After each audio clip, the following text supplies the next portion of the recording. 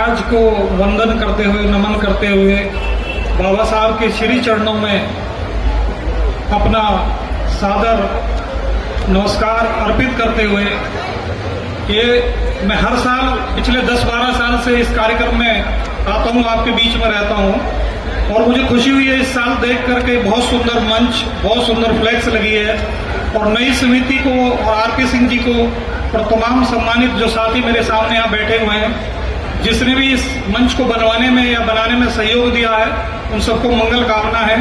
सभी को जय भीम है। बाबूजी ने बहुत बड़ा सम्मान मुझे तो खैर हर वर्ष मिलता है, आपके समाज से हमेशा मुझे अपनों जैसा प्यार मिलता है। और हमारे समाज में बाबूजी ये कहा जाता है कि पगड़ी अगर किसी को पहना दी तो सारा समाज उसका हो गया, तो मेरा तो सारा समाज आपने कर दिया। बहुत बहुत आभार, आपको धन्यवाद। मैं जब यहाँ बैठा था नीचे तो मैं सोच रहा था, मैंने एक लेख भी लिखा था कि क्या बोलूं इस बार। हर साल मैं कुछ नया बोलने की कोशिश करता हूं और बहुत सारे वक्ताओं को मैंने यहाँ सुना भी, लोकेश भाई को भी सुना, वीरू को भी सुना। तो मैं सोच रहा था कि कुछ ऐसा बताऊं कि जो कम लोगों को पता हो। साथियों, जैसे कि मेरे मन में आया कि हमने बाबा साहब को साउंड थोड़ी सी साउंड थोड़ी ठीक कर देना। मेरे मन में ये विचार आया कि बाबा साहब को हम लोगों ने मान तो लिया है, आपके हमारे मन में जो पूरी दुनिया में अम्बेडकराइट हैं, बाबा साहब को मानने वाले हैं, उनके मन में एक श्रद्धा है, सम्मान है, लेकिन ऐसे बहुत कम लोग हैं जो बाबा साहब को जान भी गए हैं। तो मैं आज थोड़ा सा आपको बताने की कोशिश कर रहा हूँ कि बाबा साहब को सिर्फ मानने से काम नहीं चलेगा, बाबा साहब को जानना पड़ेगा। और बाबा साहब को जानने का मतलब है, जैसे एक उदाहरण मैं आपको बताऊं कि बाबा साहब ने जो 17 प्रतिज्ञाएं आपको करवाई, जो उन्होंने दी, उन पर चलने वाले बहुत कम लोग हैं। बाबा साहब ने भगवान बुद्ध की तरह कहा था, जैसे भगवान बुद्ध ने कहा था कि मैं मुक्तिदाता नहीं हूं, मैं मार्गदाता हूं, मैं मार्ग बता सकता हूं। तो बाबा साहब ने भी आपको कहा कि मेरी कभी पूजा मत करो, मैंने जो कहा है उस पर चलने की कोशिश करो। साथियों, इस देश में जब कोई बाहर से लोग आते हैं, जैसे जापान के प्रधानमंत्री भारत में आए, और जब भारत के प्रधानमंत्री जापान गए तो उन्होंने कहा कि मैं भगवान बुद्ध की भूमि से आया हूं। और जब जापान के प्रधानमंत्री भारत आए तो उन्होंने लेके काशी जी और गंगा जी की आरती कराई। तो यह भेद है बड़ा। बाहर जाके तो कहते हैं कि हम भगवान बुद्ध के देश से आए, और लेकिन जब वो लोग आते हैं तो उन्हें बनारस के घाट पे ले जाते हैं। मैं ये बात आपको इसलिए बता रहा हूं कि 5वीं शताब्दी में जो चीन के 2 यात्री भारत आए थे, ह्वेसनांग और फायांग, तो उन्होंने अपने वर्णन में लिखा है कि ये सारी भूमि अफगानिस्तान से लेकर दक्षिण भारत तक हर जगह बौद्ध में है, हर जगह बौद्ध विहार हैं, जगह जगह हर घर में बनते हैं। तो ये मैं इसलिए बता रहा हूं कि अभी भी आप जब रूस जाते हैं, यूरोप जाते हैं, जापान जाते हैं, कोरिया जाते हैं, तो लोग कहते हैं कि भगवान बुद्ध जो भारत का धर्म है वो बौद्ध है। लेकिन जब वो भारत आते हैं तो उन्हें आश्चर्य होता है कि बौद्ध धर्म बिल्कुल नगण्य की संख्या में भारत में है। और आप ये देखिए कि सम्राट अशोक जब भारत के सम्राट थे तो 80,000 स्तूप बनवाए थे पूरे भारत में, और उन 80,000 में से चंद स्तूप या चिन्ह आज बचे हैं। तो ये बात मैं आपको इसलिए बता रहा हूं कि मैंने एक बार अपने गुरुजी से पूछा कि इतनी बड़ी संख्या में ये बहुजन समाज है, पिछड़े हैं, दलित हैं, वंचित हैं, माइनॉरिटीज हैं, लेकिन इनकी सरकारें नहीं आ पाती, इनको न्यायपालिका में, कार्यपालिका में या विधायिका में उतना प्रतिनिधित्व नहीं मिलता। तो गुरुजी ने बड़ी सूक्ष्म बात मुझे बताई। उन्होंने कहा कि कोई बच्चा जब पढ़ाई करता है, कोई स्कूल टॉप करता है, तो उस टॉपर बच्चे को आप देखना कि वो 18 घंटे 16 घंटे पढ़ाई करेगा, उसके बाद जो परिणाम आएगा तो वो रिजल्ट या वो डिग्री उसको मिलेगी। तो जब 16 घंटे 18 घंटे बच्चा पढ़ेगा तो सब चीजों से दूर हो जाएगा, ना वो टीवी देखेगा, ना मोबाइल देखेगा, ना किसी से मिलेगा, ना अच्छे कपड़े पहनेगा।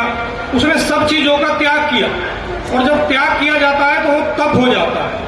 और समाज, कोई भी समाज या कोई भी परिवार या कोई भी व्यक्ति ऊपर ऊंचे स्थान पर तभी पहुंचता है जब वो त्याग करता है, तप करता है। तो गुरुजी ने कहा कि जो समाज ज्यादा तप करेगा वो समाज ऊपर आ जाएगा, क्योंकि 15% लोगों को आप देखिए पिछले 70 सालों से किसी भी पार्टी की सरकार आ जाए, यही 15% लोग हमेशा सत्ता में भागीदार रहते हैं। तो मैं आपको ये कहना चाहता हूं कि अगर आप भारत को वाकई में विश्व गुरु बनाना चाहते हैं, तो जैसे 5वीं शताब्दी में फायांग ने लिखा है, या भारत अगर कभी विश्व गुरु रहा है तो सिर्फ एक समय पर रहा जब भगवान बुद्ध का ये पंथ पूरे एशिया में फैला।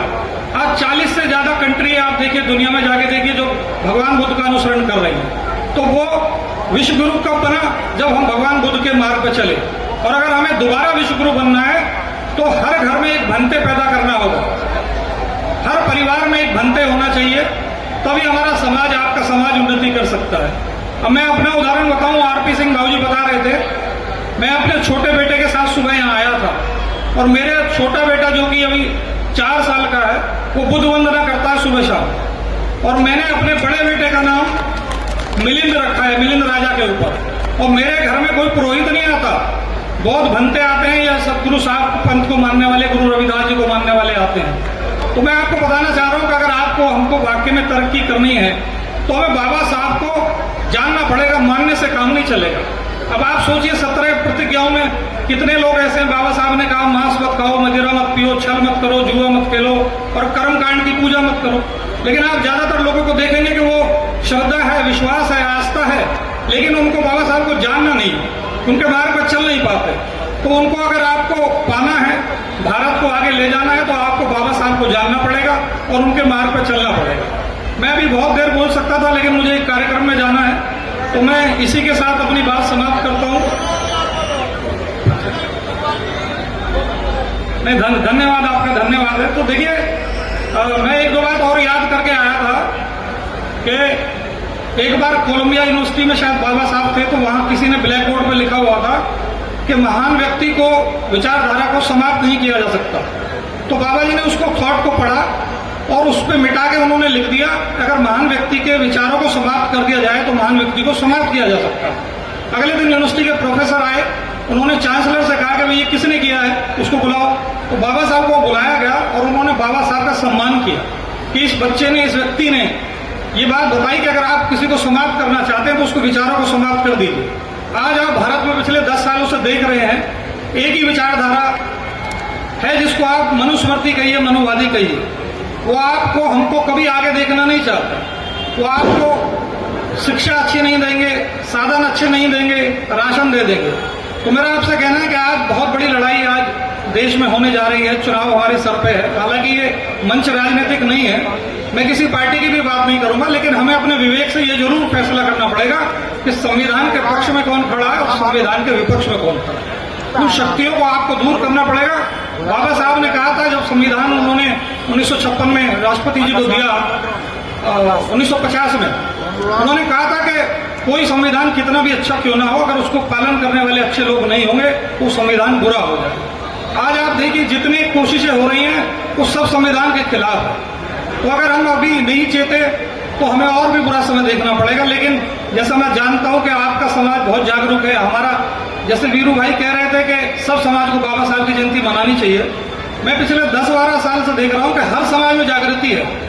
पहले सिर्फ आप लोग बाबा साहब को मान रहे थे, आज हर समाज में, आप यही नहीं, देश विदेश में आप देख लीजिए, क्योंकि जो भी शोषित होगा, पिछड़ा होगा, दलित होगा, वंचित होगा, जिसके भी अधिकार छीने जाएंगे, चाहे वो सवर्ण हो, अपर कास्ट हो, किसी भी कास्ट का हो, वो बाबा साहब की आइडियोलॉजी को जरूर फॉलो करेगा। तो मैं फिर अपनी बात को संक्षिप्त में समाप्त करता हूं और आपको बहुत बहुत धन्यवाद, आभार, साधुवाद करता हूं। जय भीम, नमो बुद्धाय, जय भारत।